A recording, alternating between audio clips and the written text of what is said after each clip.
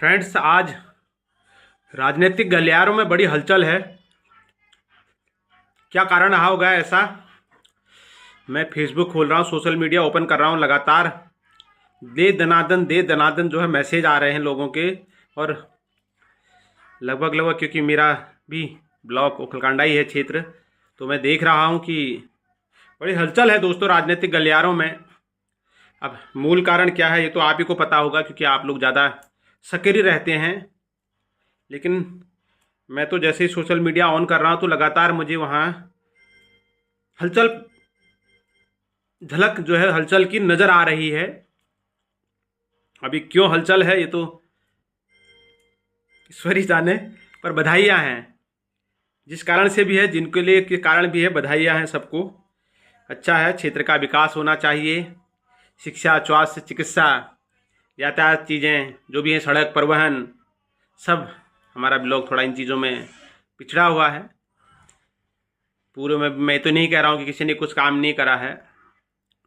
जिसने भी करा अच्छा करा है, उसके आगे को उसको और अच्छा करना है ना। अगर हमें ऐसा अवसर मिलता है तो हमें ईश्वर का धन्यवाद अदा करना चाहिए और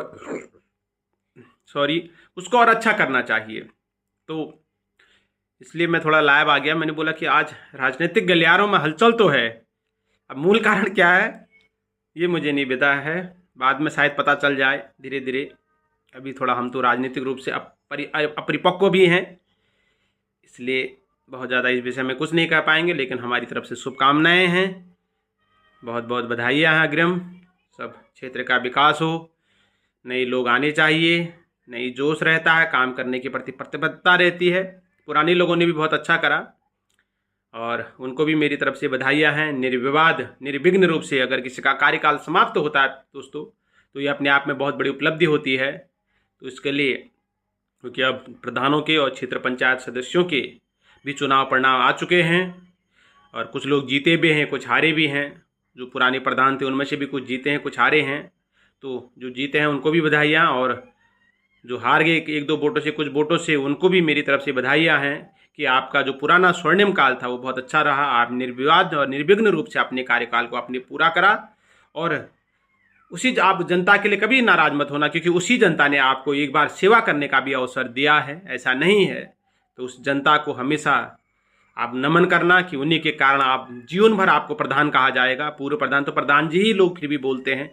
तो ये गौरव जो शाली जो पद दिया है उसी जनता ने आपको दिया है, तो उसका जो निर्णय है उसको हमेशा सिरोधार्य और सहर्ष स्वीकार करना भी चाहिए। जनता का निर्णय जो भी है हमेशा अंतिम होता है, और जनता ही प्रथम शक्ति है लोकतंत्र की, और उसके द्वारा ही इतने बड़े देश का निर्माण किया जाता है लोकतांत्रिक रूप से। आप देखते हैं कि अगर इतने बड़े देश में प्रधानमंत्री अगर कोई बनता भी है तो वो भी सांसद के माध्यम से ही बनते हैं, तो सांसद को भी जनता ही चुनती है।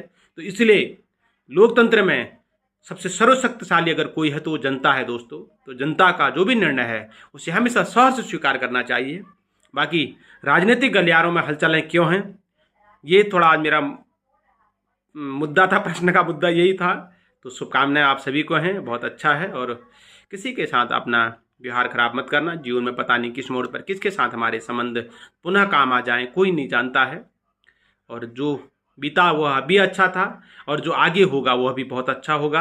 बहुत बहुत धन्यवाद। पुनः एक बार स्थानीय सरकार के गठन होने का अंतिम समय आ गया है, क्योंकि कुछ ग्राम स्तर पर और क्षेत्र पंचायत स्तर पर जो है गठन हो चुका है, और जिला पंचायत स्तर पर सदस्यों का गठन हो चुका है।